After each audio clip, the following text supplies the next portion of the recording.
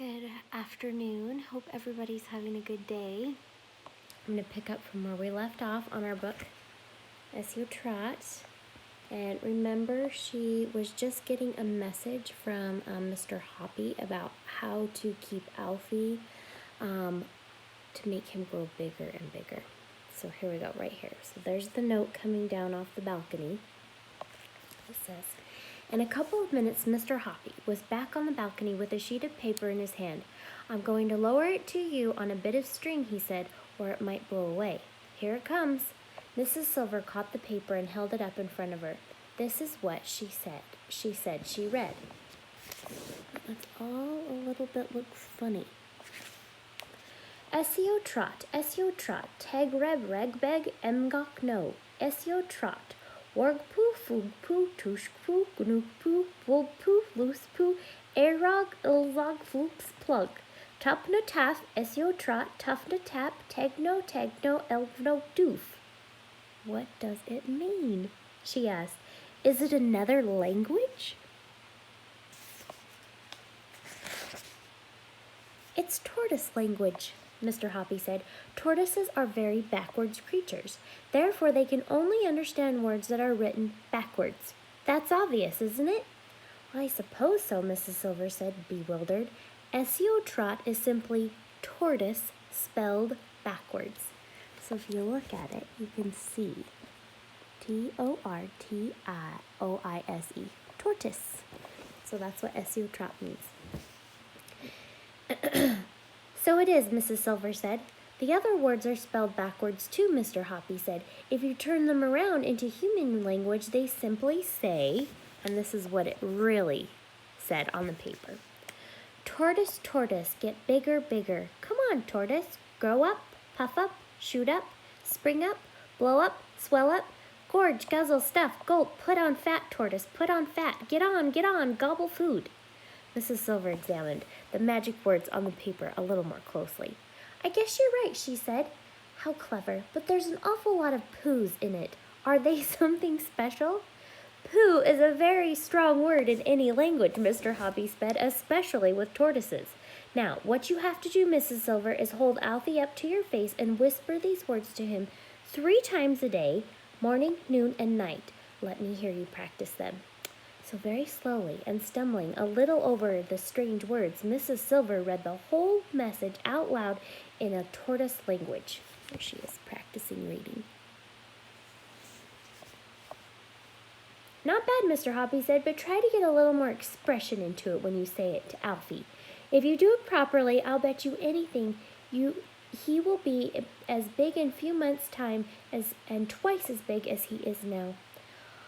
All right, I'll try it, Mrs. Silver said. I'll try anything. Of course I will, but I can't believe it'll work. You wait and see, Mr. Hoppy said, smiling at her. I love his pictures.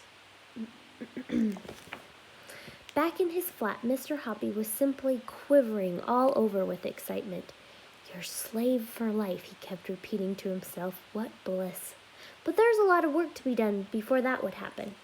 The only furniture in Mr. Hoppy's small living room was a table and 2 chairs, and these he moved into his bedroom. Then he went out and he bought a sheet of thick canvas, spread it all out, and in covering up the entire living room floor to protect his carpet. Next, he got out the telephone book and he wrote down the addresses of every pet shop in the city. There were 14 of them all together. Do you know what he's gonna do? Why is he writing down pet stores and moving his furniture around? It took him 2 days to visit each pet shop and choose his tortoises. He wanted a great many, at least 100, perhaps even more. And he had to choose them very carefully. Now, to you and me, there's no much difference between one tortoise and another. They differ only in their size and in the color of their shells.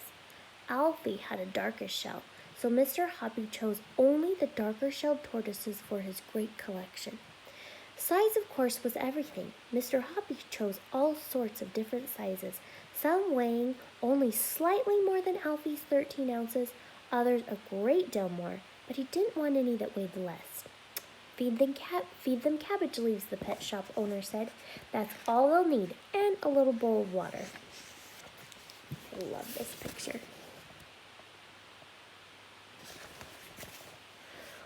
When he was finished, Mr. Hoppy, in his enthusiasm, had bought no less than 140 tortoises, and he carried them home in baskets, 10 or 15 at a time.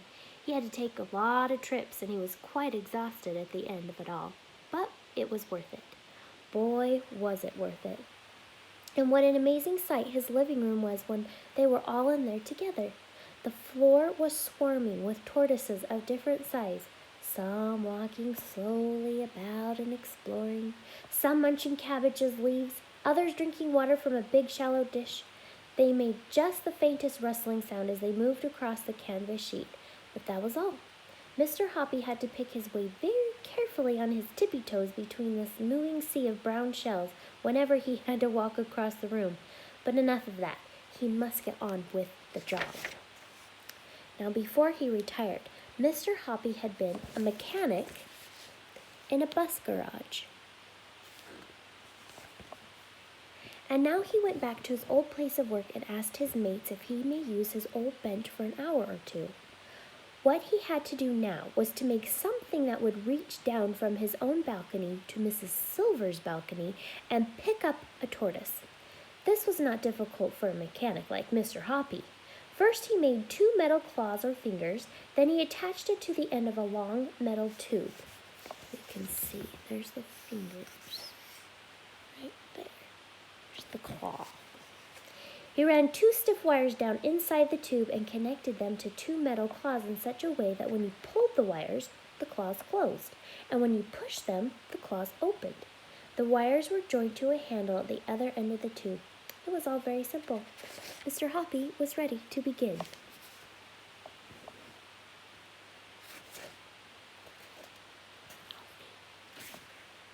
Mrs. Silver had a part-time job. She worked from noon until 5 every weekday afternoons in a shop that sold newspapers and sweets. That made things a lot easier for Mr. Hoppy. So on the very first exciting afternoon, after he had made sure that Mrs. Silver had gone to work, Mr. Hoppy went out on his balcony armed with his long metal pole. He called this his tortoise catcher. He leaned over the balcony railings and lowered the pole down onto Mrs. Silver's balcony below. Alfie was basking in the pale sunlight over to one side. "Hello, Alfie," Mr. Hoppy said. "You are about to go for a little ride." He wiggled the tortoise catcher till it was right above Alfie, and he pushed the hand lever so that the claws opened wide. Then he lowered the 2 claws neatly over Alfie's shell and pulled the lever. The claws closed tightly over the shell like 2 fingers of a hand, and he hauled Alfie up onto his balcony. It was easy. Look at little Alfie's face. Looks a little nervous. Mr. Hoppy weighed Alfie on his own kitchen scale,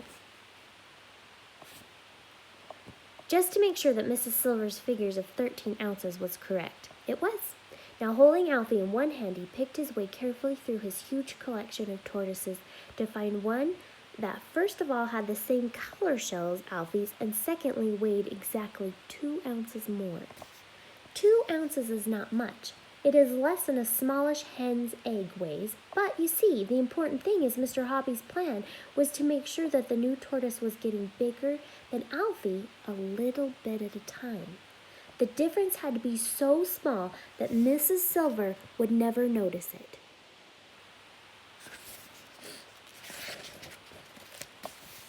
From his very vast collection, it was not too difficult for Mr. Hoppy to find just the right tortoise he wanted.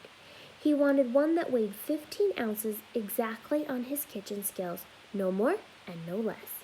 When he had got it, he put it on the kitchen table right beside Alfie, and even he could hardly tell that one was bigger than the other. But it was bigger, 2 ounces. But this was going to be called the tortoise that was number 2. So you can see how they look about the same size. Mr. Hoppy took tortoise number 2 onto the balcony and gripped it into the claws of his tortoise catcher. Then he lowered it onto Mrs. Silver's balcony right beside a nice fresh piece of lettuce. Tortoise number 2 had never eaten tender, juicy lettuce before, and it had only had It had only had thick cabbage leaves, and it loved the lettuce and started chomping away with great gusto. Look at how happy and excited he is to see that lettuce.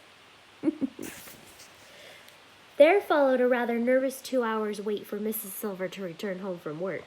Would she see any difference between the new tortoise and Alfie? It was going to be a very tense moment.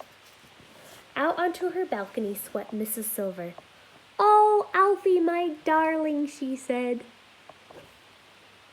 "Mummy's back. Have you missed me?" Mr. Hoppy, peering over his railing but well hidden between two huge potted plants, held his breath. The new tortoise was still chomping away at the lettuce. My, Alfie, you do seem very hungry today," Mrs. Silver was saying. "It must be Mr. Hoppy's magic words I've been whispering to you." Mr. Hoppy watched as Mrs. Silver picked the tortoise up and stroked his shell, and then she fished Mr. Hoppy's piece of paper out of her pocket. Holding the tortoise very close to her face, she whispered, reading from the paper. "Essio trot, teg reb reg beg, emco no, nu, Essio trot, wog poo, food poo, touche poo, groose poo, volt poo, loose poo, egg rock, ilzog, foospock plug, tup no taff, Essio trot, tup no taff, teg no ned, teg no, elgrog doof." How did I do? Mr. Hoppy popped his head out of the foliage and called out, "Good evening, Mrs. Silver. How is Alfie tonight?" And we will stop right there.